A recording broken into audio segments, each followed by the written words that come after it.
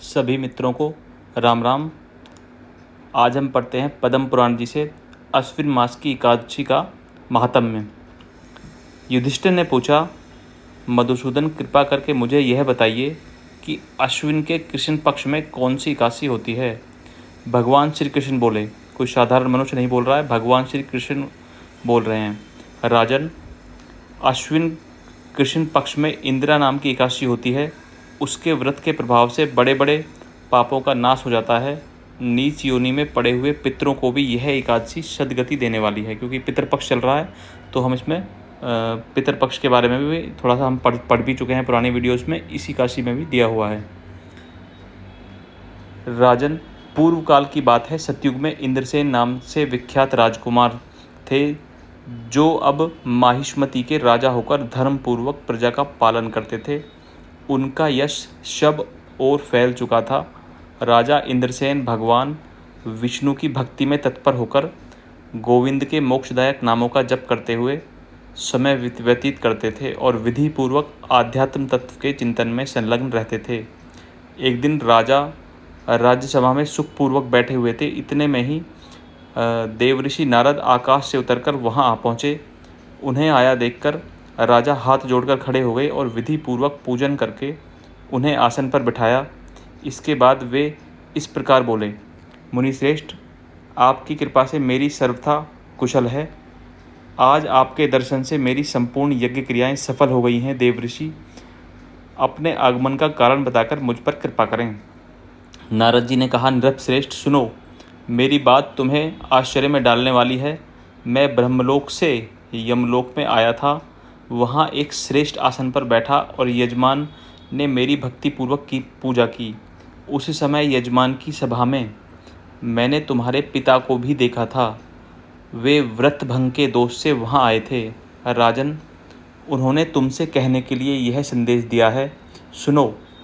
उन्होंने कहा है, बेटा, मुझे इंद्रा व्रत का पुण्य व्रत देकर इंद्रा के व्रत का पुण्य देकर स्वर्ग में भेजो। उनका यह संदेश लेकर मैं तुम्हारे पास आया हूँ। राजन, अपने पिता को स्वर्गलोक की प्राप्ति कराने के लिए इंद्रा का व्रत करो। राजा ने पूछा, भगवान, कृपा करके इंद्रा का व्रत बताइए, किस पक्ष में, किस तिथि को और किस विधि से उसका व्रत करना चाहिए। नारद जी ने कहा, राजेंद्र सुनो, मैं तुम्हें इस व्रत का शुभ कारक विधि बतलाता हूँ। अश्विन मास के कृष्ण पक्ष में दशमी के उत्तम दिन को श्रद्धायुक्त चित्त से प्रातःकाल स्नान करके फिर मध्याह्न काल में स्नान करके एकाग्रचित होकर एक समय भोजन करें तथा रात्रि में भूमि पर सोएं। रात्रि के अंत में निर्मल प्रभात होने पर एकादशी के दिन दातुन करके मुँह धोएं। इसके बाद भक्ति भाव से निम्नांकित मंत्र पढ़ते हुए उपवास का नियम ग्रहण करें। मंत्र है, अद्य स्थित्वा निराहारः सर्वभोग विवर्जितः शवो भोक्ष्ये पुंडरीकाक्ष शरणम में भवाच्युत। अर्थात, कमल नयन भगवान नारायण, आज मैं सब भोगों से अलग होकर निराहार रहकर कल भोजन करूँगा। अच्युत, आप मुझे शरण दें। इस प्रकार नियम करके मध्याह्न काल में पितरों की प्रसन्नता के लिए शालिग्राम शिला के सम्मुख विधि पूर्वक श्राद्ध करें तथा दक्षिणा से ब्राह्मणों का सत्कार करके उन्हें भोजन करावें। पितरों को दिए हुए अन्न में पिंडों को सूंघकर विद्वान पुरुष गाय को खिला दें। फिर धूप और गंध आदि से भगवान ऋषिकेश का पूजन करके रात्रि में उनके समीप जागरण करें। तत्पश्चात सवेरा होने पर द्वादशी के दिन पुनः भक्ति पूर्वक श्री हरि का पूजन करें।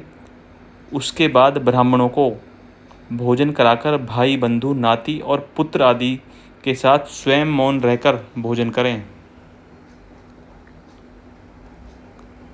राजन, इस विधि से आलस्य रहित होकर तुम इंदिरा का व्रत करो।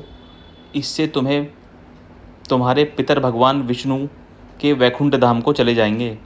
भगवान श्री कृष्ण कहते हैं, हे राजन, राजा इंद्रसेन से ऐसा कहकर देवऋषि नारद अंतर्ध्यान हो गए। राजा ने उनकी बताई हुई विधि से अंतःपुर की रानियों, पुत्रों, भृत्यों सहित उस उत्तम व्रत का अनुष्ठान किया। कुंती नंदन, व्रत पूर्ण होने पर आकाश से फूलों की वर्षा होने लगी। इंद्रसेन के पिता गरुड़ पर आरूढ़ होकर विष्णुधाम को चले गए और राजऋषि इंद्रसेन भी अकंटक राज्य का उपभोग करके अपने पुत्रों को राज्य सिंहासन पर बैठाकर स्वयं स्वर्गलोक को गए। इस प्रकार मैंने तुम्हारे सामने इंदिरा व्रत के महात्म्य का वर्णन किया है। इसको पढ़ने और सुनने से मनुष्य सब पापों से मुक्त हो जाता है। यही है इंदिरा व्रत की, एकादशी व्रत की कथा उत्तराखंड पद्म पुराण से। सभी बंधुओं को राम राम। अगली वीडियो में हम शुक्ल पक्ष में कौन सी एकादशी आती है एकादशी की, इसके बारे में पढ़ेंगे। सभी बंधुओं को राम राम।